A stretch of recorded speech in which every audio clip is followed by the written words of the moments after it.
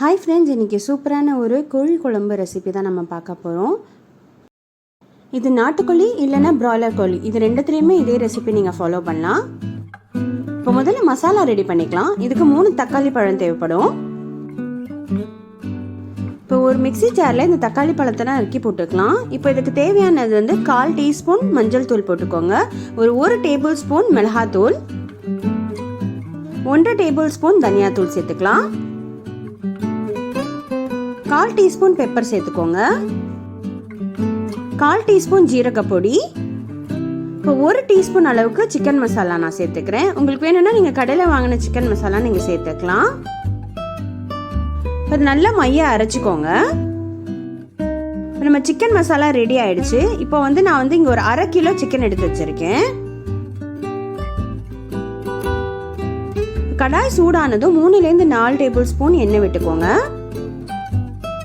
எண்ணெய் சூடானதும் 1/4 டீஸ்பூன் சோம்பு சேர்த்துக்கலாம். நான் 15லேருந்து 20 சின்ன வெங்காயம் எடுத்திருக்கேன். இந்த குழம்புக்கு சின்ன வெங்காயம் போட்டாதான் நல்ல ஒரு காரமா இருக்கும். இது நறுக்க தேவையில்லைங்க, குழம்புன்றதுனால நீங்க அப்படியே போட்டுக்கலாம், நல்லா அதுவே வதங்கி வந்துடும். இப்போ கருவேப்பிலை சேர்த்துக்கலாங்க. நம்ம சேனலில் ஃபர்ஸ்ட் டைம் பார்க்குறீங்கன்னா மறக்காமல் சேனலை சப்ஸ்கிரைப் பண்ணிக்கோங்க. பாருங்கள், நம்ம நறுக்காமல் அப்படியே தான் போட்டோம், நல்லா வதங்கி வந்துருச்சு, அதுவே சாஃப்ட் ஆயிடுச்சு வெங்காயம். இப்போ இந்த ஸ்டேஜில் நல்லா ஒரு டேபிள் ஸ்பூன் இஞ்சி பூண்டு விழுது சேர்த்துக்கோங்க.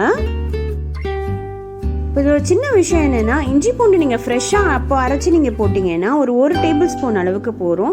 இதுவே நீங்கள் ஒரு ஸ்டோர் பண்ணி வச்சுருங்க, ஒரு 15 டேஸ்க்கு அந்த மாதிரி ஸ்டோர் பண்ணி வச்சு யூஸ் பண்ணுறீங்கன்னா நீங்கள் ஒரு 1.5 டேபிள் ஸ்பூன் இஞ்சி பூண்டு போட்டுக்கோங்க. இப்போ நான் 2 பச்சை மிளகாய் சேர்த்துக்கிறேன்.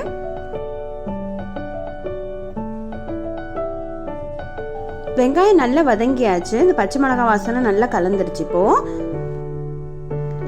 இப்போ நம்ம அரைச்சி வச்சிருக்கிற இந்த தக்காளி மசாலா பேஸ்ட் நம்ம இதுக்குள்ளே சேர்த்துக்க போகிறோம். இந்த மிளகாத்தூள் வந்து நான் தனி மிளகாத்தூள் தாங்க சேர்த்துருக்கேன். குழம்பு மிளகாத்தூள் வந்து நல்லா இருக்காது, இதுக்கு தனி மிளகாத்தூள் இருக்குதா மட்டும் நீங்கள் சேர்த்துக்கோங்க.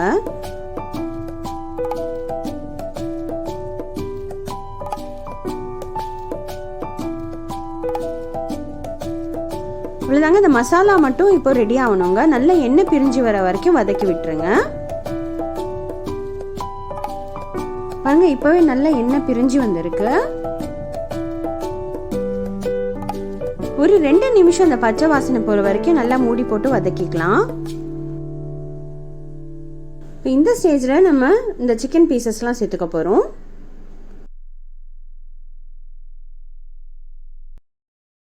இந்த குழம்புக்கு மட்டும் இந்த மாதிரி ஸ்கின் எல்லாம் இருந்தா போடுங்க, அந்த கொழுப்பு வந்து நல்லா இந்த குழம்புல கலந்து நல்ல ஒரு டேஸ்டா இருக்கும். இந்த மசாலாவோட நல்லா பெரட்டி விட்டுருங்க.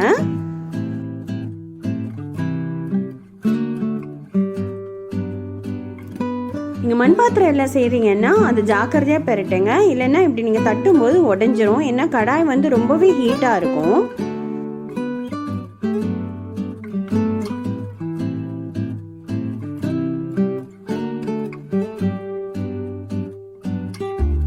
நான் வந்து தேவையான அளவு தண்ணி ஊற்றிக்கிறேன். இப்போ நான் மசாலா அரைச்ச அந்த மிக்சிலேயே கொஞ்சம் வாஷ் பண்ணி வாட்டர் அந்த யூஸ் பண்ணிக்கிறேன் நான்.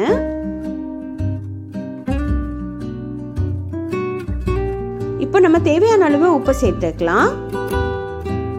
தண்ணி பார்த்தீங்கன்னா ஒரு 250 300 ml தண்ணி சேர்த்துருப்பேன் நான். இப்போ மூடி போட்டு சிம்மில் வச்சு ஒரு 10 to 15 minutes நல்லா கொதிக்க விடலாங்க குழம்ப. ஓப்பன் பண்ணி பார்க்கலாம். பார்த்தீங்கன்னா நல்லா எண்ணெய் பிரிஞ்சு வந்திருக்கு, குழம்பு நல்லா கொதிச்சிட்டு இருக்கு.